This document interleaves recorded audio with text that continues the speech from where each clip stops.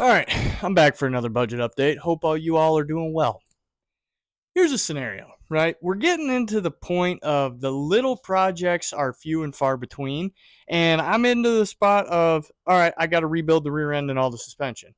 Starting with the rear end, here you got the GM 7.5 rear end.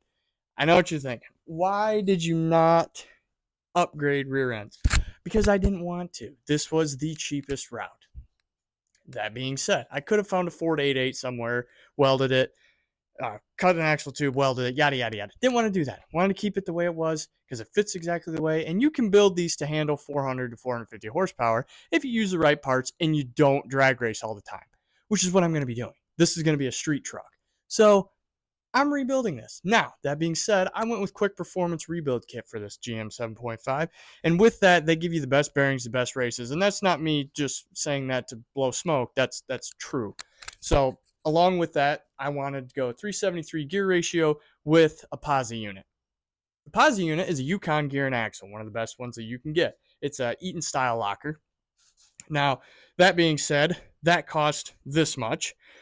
Along with that, upgraded 28 spline axles, so that will cost this much. Not done with that yet. But the thing that gets this one, it's not like, yeah, it's expensive, right? It's not expensive to build a motor, but along with that, you need a lot of tools, like a dial indicator, a beam torque wrench, but a small beam torque wrench that does inch pounds. So like a 1/4 inch drive one. I needed an adapter set to get that 1/4 inch up to a 1/2 inch because the socket that I was using to tighten the nut down is 33 millimeter or something like that. Might be American, but 33 fit on there. Along with that, you need a dial indicator to check your backlash. I needed GM paste to check the ring gear pattern. What else did I need? Miscellaneous stuff, a couple cans of brake clean. To get one of these while we're here moments, axle bearings. What in the heck is that? Oh, there's a bug hitting the light. Axle bearings. Well, I don't have a slide hammer, so I had to get a slide hammer. That's this price. And then along with that, with these axle bearings, they're press fit into the axle tube. That's something that GM did with the 7.5. So that requires a special tool. Now, I could have gotten something, that made it work, but I just know that's going to work. I'm going to put another cost if I forget something up here, just in case. And then along with that, I don't think I updated you guys on the shifter. I bought a shifter. It is installed. By installed, I mean it's bolted to the floorboard. That's about it because I'm not going to route the cable because I don't have a transmission in it. So I thought I was going to get that all wired in and everything. And then I was like, no, I'm not going to do that. So it's mounted in there. I got all the parts in there. It's just, that's where it's going to sit for a while. So yeah, I forgot. I got a vise now because it needed it for what I was doing. Um, was there any other tool that I had to buy for this?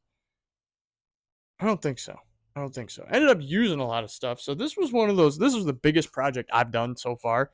Um, yeah, this was a lot, but it's almost done. The pump, the ring gear, everything is done here. All I've got to do, slide the axles in, put the C clips in, put the um, brakes back on, and then this is ready to go. We'll be putting that back in. I'm putting the 3-inch lowering springs because I've got a 2-inch drop in the front. And then we're going to be putting Caltrac suspension, like ladder bars, basically. Not ladder bars, but traction bars. There we go. So, yeah, that's the next upcoming things. This one was good learning. It took, long. It's still not done, but it's kind of done. I'm done with it for now until I order the rest of the stuff to finish it. So, yeah, that's where the budget's at right now. It's bad, really bad.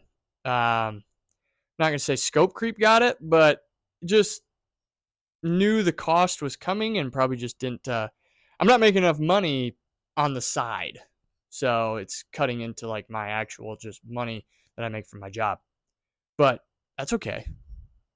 It's fine. I'm cool with that. It's just I'd prefer if these videos just paid for everything, right? So we're gonna keep going, keep getting better, and try to make more money with this. And appreciate you guys tagging along. I got a built rear end now. at least sort of built. It'll handle what I'm throwing at it. Now, if I put any sort of power adder onto this motor from what I've already done, this probably is not going to last that long. But that's it for this one. I appreciate you guys watching this. Let me know if you have any questions on anything. Wondering what something's going to cost for. I usually lean towards the middle of the road kind of parts. I'm not going to get the best, but I'm also like, I would love to buy a Ford 9-inch for this. I can't afford to spend $4,000 on a rear end. Not going to do it. So that's why I have this price here for this rear end. And the part, the tools, yeah, it sucks, but at the same time, I'll use them again. So it's not really you got to kind of take that with a grain of salt, But yeah, it was a great learning experience, and excited to show you guys what's next. I'm not quite sure what I'm going to do next, but you'll see soon. So goodbye.